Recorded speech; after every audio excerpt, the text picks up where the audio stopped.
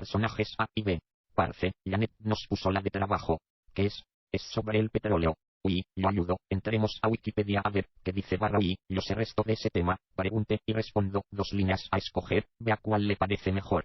Bueno, pues lo primero es la historia, de dónde viene y cuáles ha sido su proceso a través de la historia humana. Listo, entonces el petróleo apareció de manera natural en ciertas regiones como los países del Oriente Medio y varias culturas lo utilizaron, con diferentes prácticas, por ejemplo en el área de Asiria y Babilonia lo usaban, para pegar ladrillos y piedras, la cultura egipcia lo usó, para engrasar pieles, los chinos como combustibles y las culturas precolombinas como pintura, para sus esculturas. Espere un momento y sacó una libreta en donde anotar. Entonces, esos fueron los orígenes, pero de manera natural, ¿cómo se empezó a tratar el petróleo? Ya veo, bueno, la primera destilación de petróleo se atribuye al sabio árabe Al-Rafiq, quien inventó el alambique durante el siglo IX, y con este producto obtenía el queroseno y otros destilados, que posteriormente serían usados para la medicina e implementados en el campo militar, y durante toda la Edad Media, de manera exclusiva, solo se utilizó con fines curativos. Entonces podría afirmarse que esa fue la primera etapa de preparación del petróleo. Ahora, ¿cómo fue su producción en una manera más moderna?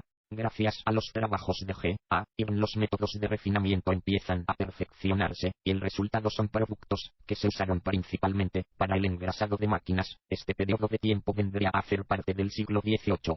Es en este momento en el que ya se empieza a evidenciar los usos que puede tener el petróleo. Sí, y ya, para el siglo XIX se logró obtener aceites, los cuales se usaron para el alumbrado, y en 1859 Edwin Drake perforó el primer pozo de petróleo en Pensilvania. Vaya, el petróleo ya está empezando a tener impacto en la sociedad humana. ¿Y qué impacto? Porque, con la aparición de los motores de combustión interna, el petróleo adquirió una grandísima importancia, sobre todo uno de sus derivados, la gasolina, y lo curioso es que este derivado había sido desechado por completo al no encontrarle una aplicación práctica.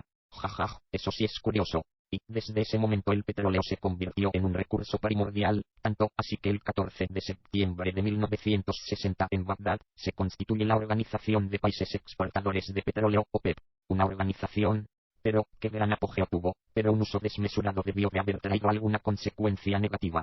Por supuesto, de hecho varias negativas consecuencias, el petróleo es limitado, y un hecho que cabe recalcar son las crisis del 73 y del 79, por eso es que existen reservas, y las mundiales, en especial, tienen un estimado de 32 años, pero su fin podría ser mucho más cercano, ya que hay un alto consumo y los yacimientos de petróleo, así como sus respectivos descubrimientos, han reducido drásticamente en las últimas décadas. Pero dijiste varias consecuencias. Sí, los otros efectos del consumo del petróleo se evidencia en el ambiente, el impacto ambiental. A eso era donde quería llegar. Verás, el petróleo es insoluble en agua, por lo tanto es difícil de limpiar. Además, la combustión de sus derivados produce productos residuales como el CO2, o SOx, óxidos de azufre. Bien, pero ¿cómo es que estos derivados y productos afectan a los ecosistemas? Afecta principalmente a la fauna y vida del lugar, y de manera muy profunda. Si es un ecosistema marino está en un increíble riesgo, ya que el mar es usado como depósito de sustancias contaminantes, por no mencionar los derrames accidentales de los barcos contenedores, por lo que miles de aves y peces sufren de una alta mortandad, y en las zonas más afectadas se vuelve imposible la pesca y la navegación. Entonces, ¿es el ecosistema marino el más afectado por el petróleo? Se podría afirmar que es el más amenazado, porque a diferencia del mar, las industrias petroleras deben cumplir con normas y procedimientos en cuanto a la protección ambiental. Además, el petróleo también nos afecta mucho a nosotros. ¿Nosotros? Sí, porque la combustión de sus derivados son una de las principales causas de CO2, que se acumula en gran cantidad en la atmósfera produciendo un cambio climático. ¿Un cambio climático?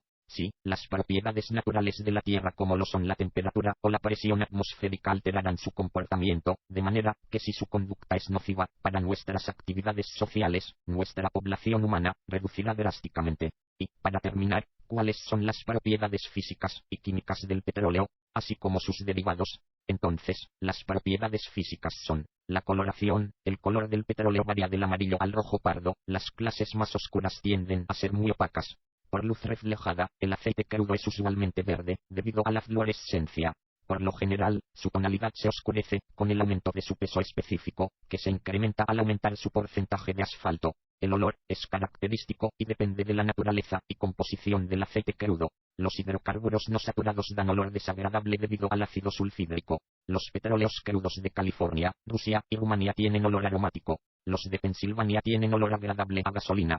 La viscosidad es la medida de la tendencia a fluir, se mide con viscosímetro. Los petróleos crudos tienen diferentes viscosidades, algunos son muy fluidos y otros muy viscosos. Las propiedades químicas son: el petróleo está formado por hidrocarburos, que son compuestos de hidrógeno y carbono, junto con cantidades variables de derivados hidrocarbonados de azufre, oxígeno y nitrógeno, cantidades variables de gas disuelto y pequeñas proporciones de componentes metálicos.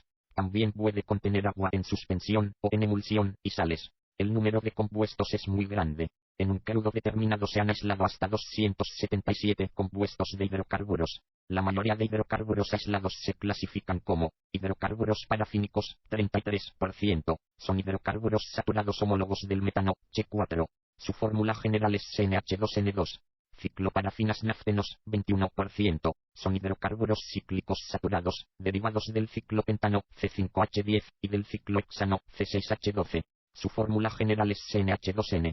Hidrocarburos aromáticos, 47%, son hidrocarburos cíclicos insaturados constituidos por el benceno, C6H6, y sus homólogos.